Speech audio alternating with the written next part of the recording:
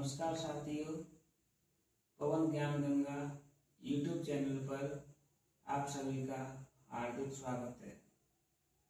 आज हम जिह्वा की क्रियाशीलता के आधार पर स्वरों का वर्गीकरण देखेंगे और उनको याद करने का प्रयास करेंगे। जिह्वा को जीव भी बोलते हैं।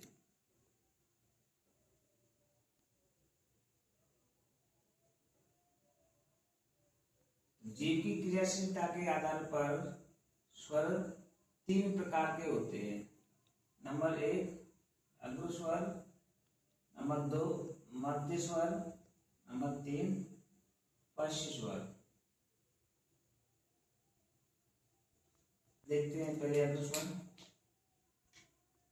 जिन स्वरों के उच्चारण में जिह्वा के आगे का भाग सक्रिय रहता है उन्हें अग्र स्वर कहते हैं।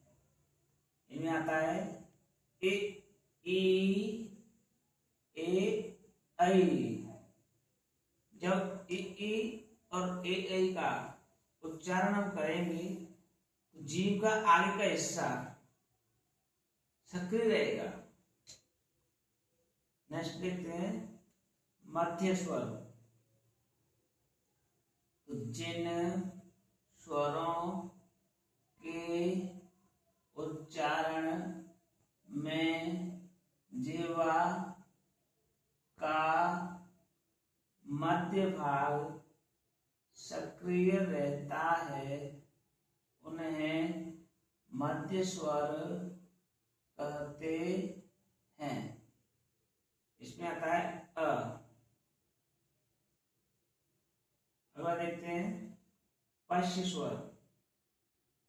जिन स्वरों के उच्चारण में जिह्वा का पीछे का भाग सक्रिय रहता है उन्हें पश्च स्वर कहते हैं।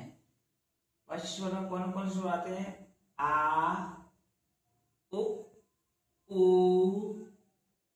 ओ, औ और आता है आ। ये ग्रहित स्वर में आता है, दूसरी भाषा से ग्रहण किया गया है तो ग्रहित स्वर आता है।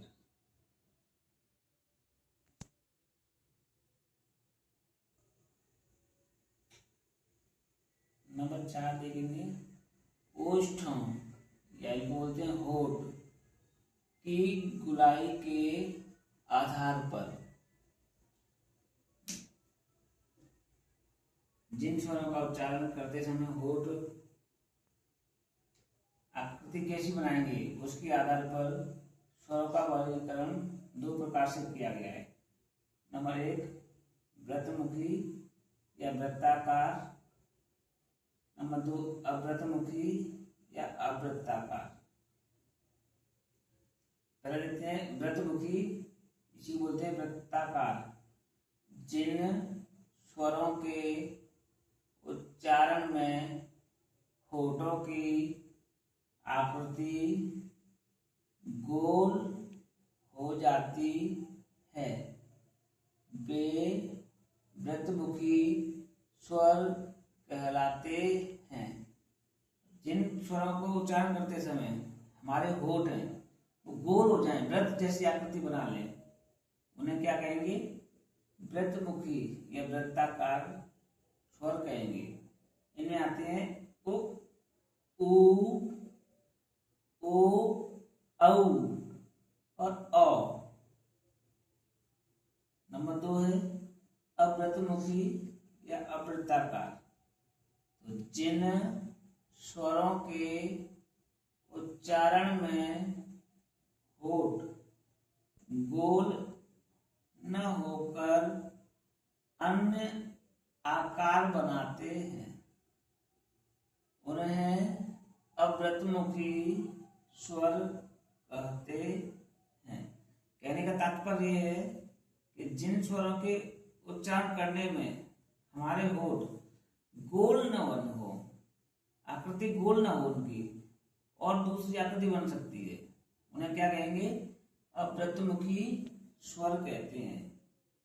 इसमें आता है अ, आ, ए, ई, ए, आई। आज की क्लास को हम यहीं तक पढ़ेंगे, बाकी आगे पढ़ेंगे। थैंक यू, धन्यवाद। तो हमारी क्लास आपको अच्छी लग रही हो तो हमारी क्लास को लाइक करें, सब्सक्राइब करें तथा अपने साथियों के लिए शेयर करें।